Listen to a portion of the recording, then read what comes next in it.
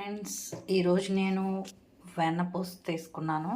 వెన్నపూస ఉపయోగించి ఈ వెన్నపూసని కరిగించి నెయ్యి చేసి దీంతో సున్నుండలు చేసుకుందాం.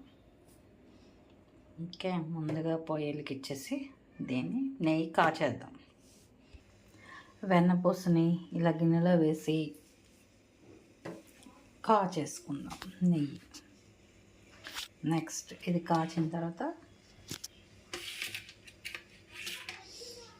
సున్నుండలు చేసేసుకోవచ్చు.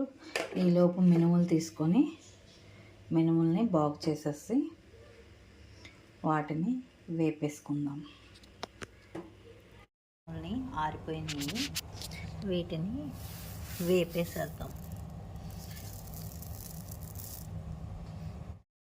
కడిగేసేసాను, మట్టి ఉంది బాగా, చాలాసార్లు కడగాల్సి వచ్చింది.